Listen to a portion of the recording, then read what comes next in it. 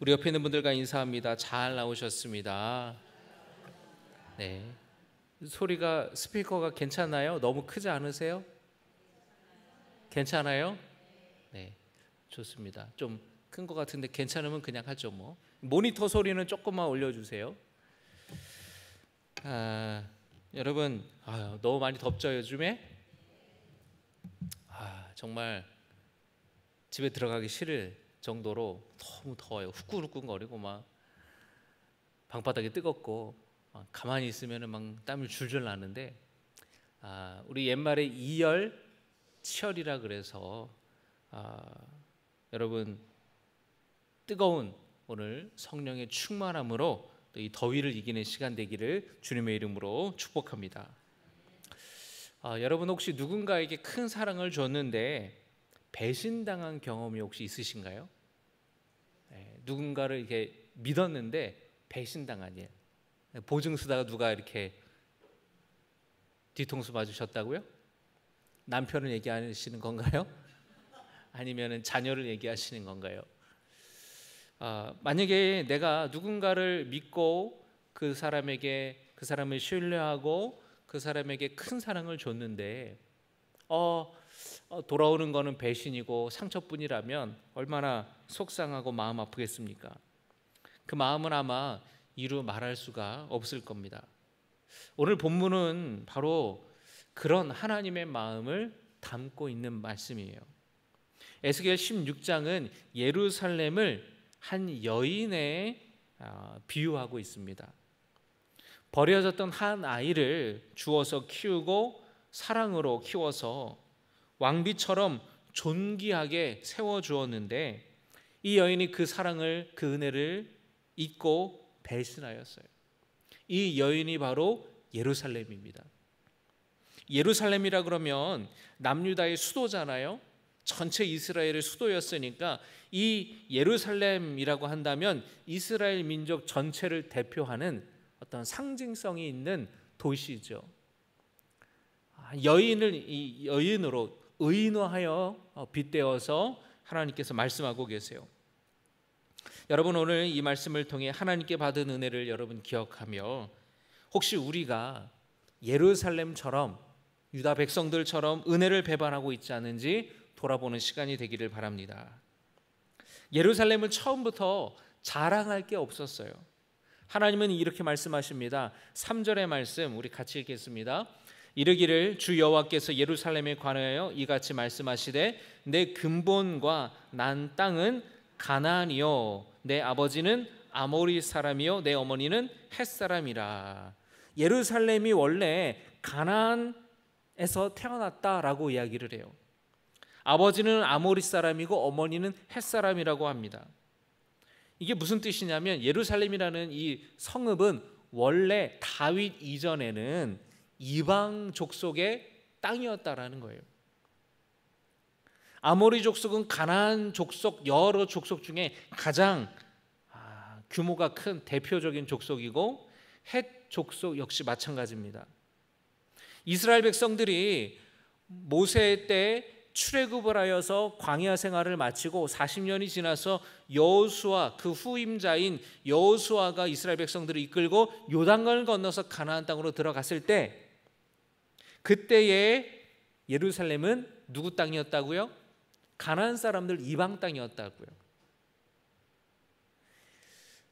사사 시대를 지나고 한참 수백 년이 지난 이후에 다윗 때에 이 다윗이 여부스 족속 예루살렘 성에 살고 있었던 여부스 족속을 쫓아내고 그 성을 차지한 이후에 예루살렘은 비로소 유대인들의 땅이 되었어요. 다윗이 예루살렘을 이스라엘의 수도로 삼았고 그리고 언약궤를 예루살렘으로 모셔오죠.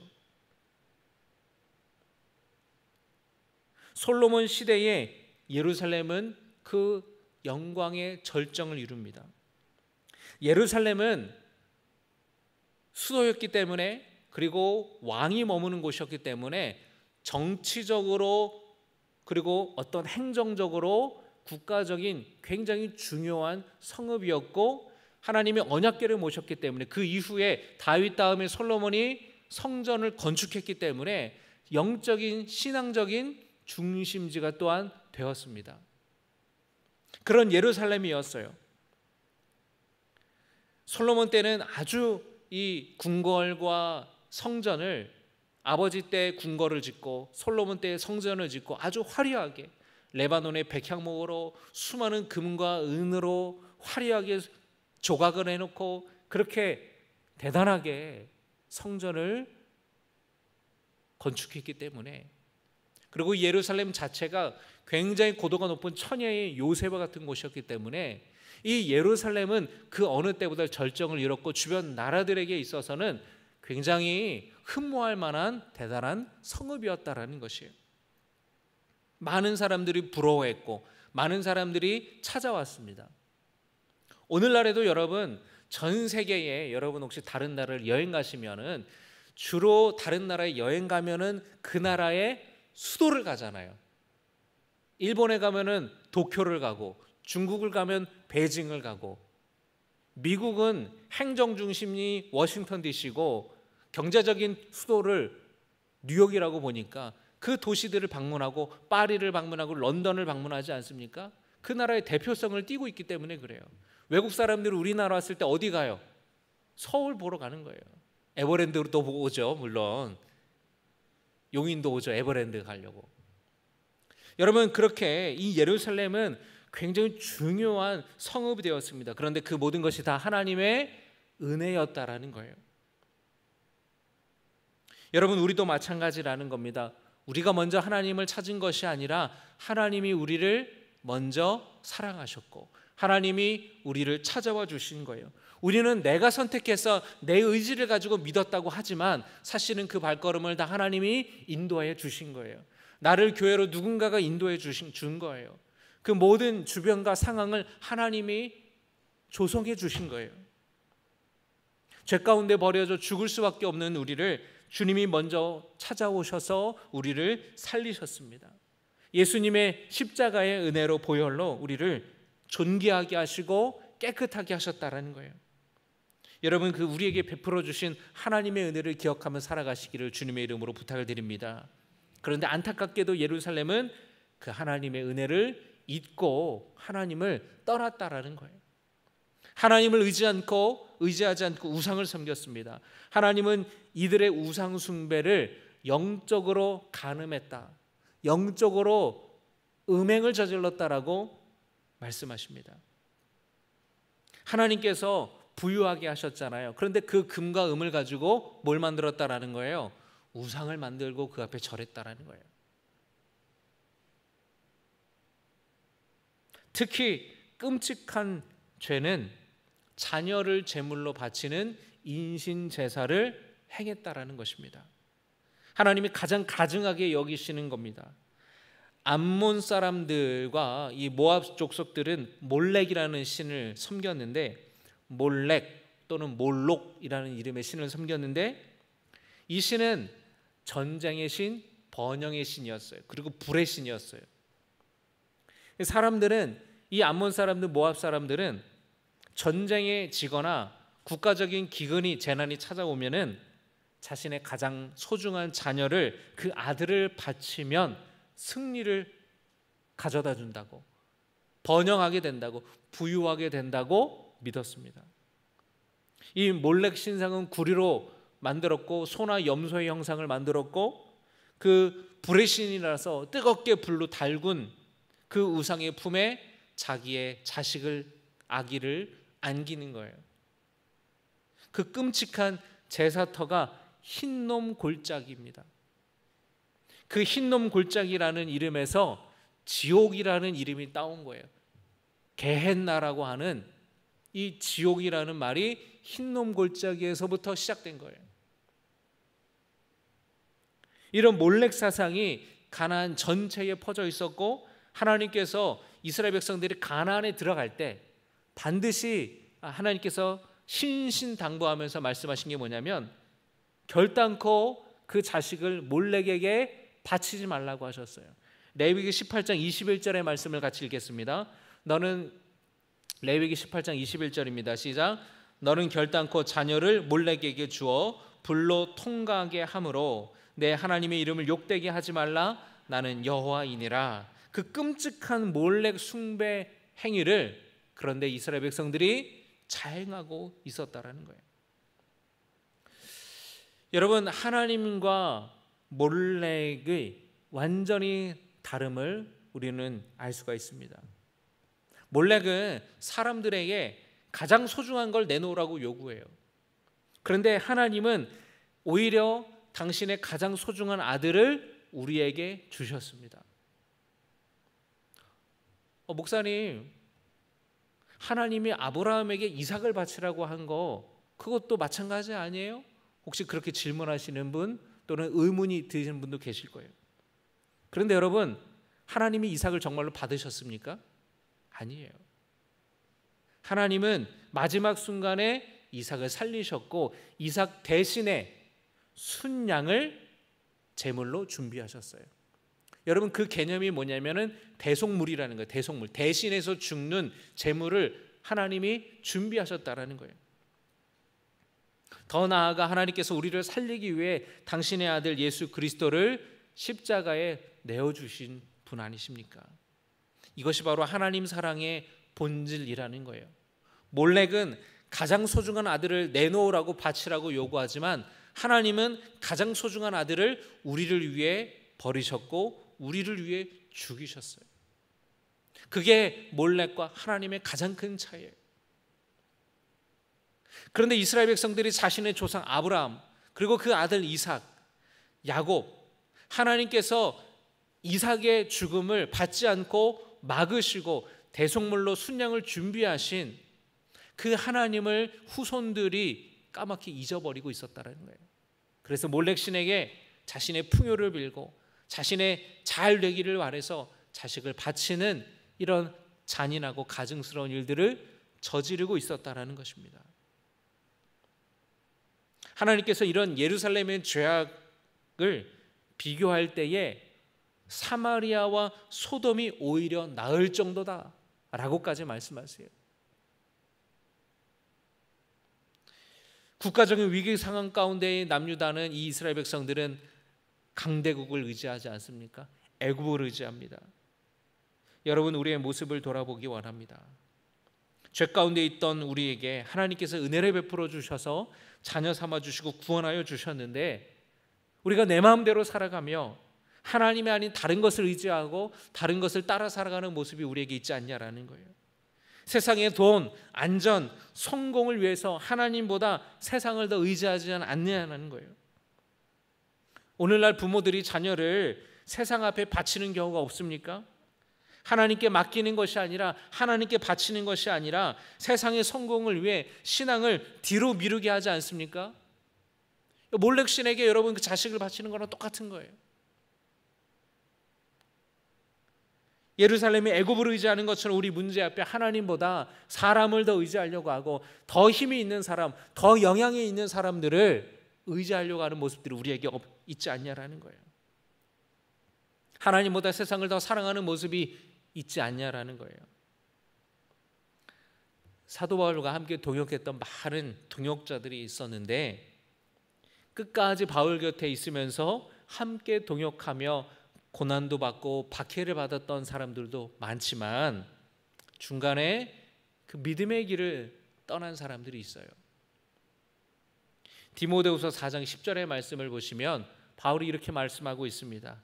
대마는 이 세상을 사랑하여 나를 버리고 데살로니가로 갔다. 대마라는 사람이 사도 바울을 버리고 세상으로 갔다라는 거예요. 세상을 사랑하여서.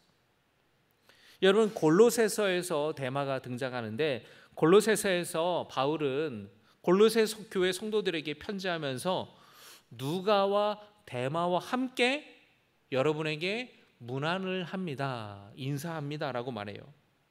그러니까 이때까지 대마는 바울과 동역했던 거죠. 에베소서, 빌립보서, 골로새서는 여러분 옥중서신입니다. 바울이 감옥에 갇힐 때 쓴 편지예요. 감옥이 고난당할 때, 박해당할 때까지 그래도 대마가 함께 있었어요. 골로새서 4장 14절의 이 말씀을 같이 읽겠습니다. 사랑을 받는 의사 누가와 또 데마가 너희에게 문안하느니라. 이때까지 있었다라는 겁니다. 그런데 시간이 갈수록 박해가 심해지고 그리고 바울의 처형이 다가오면서 데마는 끝까지 함께하지 못하고 떠나갔다라는 거예요. 세상을 사랑하여 떠나갔다. 끝까지 믿음을 지키지 못했던 겁니다. 여러분이 자식처럼 아들처럼 영적인 아들처럼 여겼던 제자 디모데에게 이제 마지막 유언과도 같은 그 디모데후서 편지를 쓰면서 데마가 이 세상을 사랑하여서 나를 버리고 데살로니가로 갔다라는 이 글을 쓰는 사도 바울의 마음이 여러분 어땠겠어요? 가장 가까웠던 동역자, 함께 동고동락하며 기쁨도 감사도 고난도 함께했던 그 동역자 가운데의 데마가 끝까지 함께하지 못하고 세상을 사랑하여 떠나갔다라는 바울이 너무나 마음이 아프지 않겠습니까?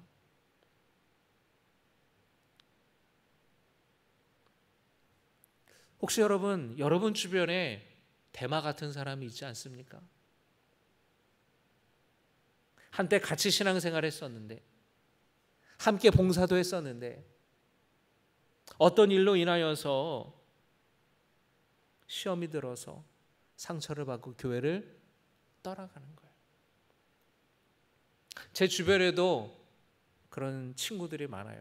어린 시절에 같이 신앙생활했던 그런 친구들, 후배들,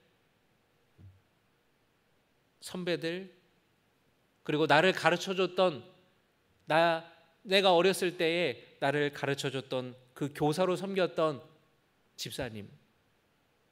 그런데 지금은 교회를 떠나서 신앙생활을 하지 않는 그 마음에는 그래도 하나님 나는 믿어 라고 말할지는 모르겠어요. 언젠가 돌아갈 거야 라고 말할지 모르겠어요. 그러나 정말로 하나님을 사랑한다면 돌아와야 되지 않겠습니까? 여러분 주변에 생각나는 사람이 있다면 여러분 이 시간 이 밤에 그분들을 위해 여러분 기도하시기 바라요. 세상을 사랑하여서 떠나간 사람들. 너무 안타까운 거예요. 아예 안 다녔으면 몰라요. 아예 하나님을 모르면 몰라요. 한때 하나님을 예배했고 하나님 품 안에 있었는데 바쁜 일상 속에 직장생활 하면서 남자들 청년들이 그래요. 군대 갔다 오면서 교회 떠나는 청년들이 참 많아요. 직장생활하면서 고향에서 다니다가 대학을 가면서 떠나는 청년들이 많아요. 자기의 동네 집에서 살다가 대학을 다른 지역으로 가면서 그곳에서 혼자 살고 기숙사 생활하고 타 지역에서 살면서 혼자 신앙생활하지 못하는 거예요. 혼자 신앙생활할 만큼 믿음이 자라지 못했던 거죠.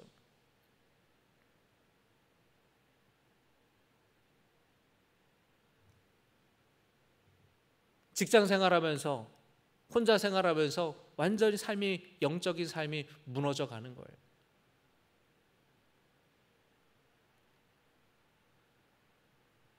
신앙생활 하다 보면 누구에게나 시험은 찾아옵니다.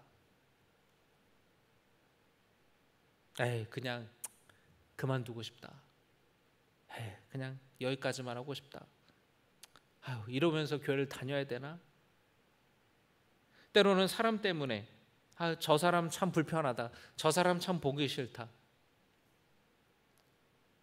또는 하나님과의 관계에서 신앙적으로 뭔가 계속해서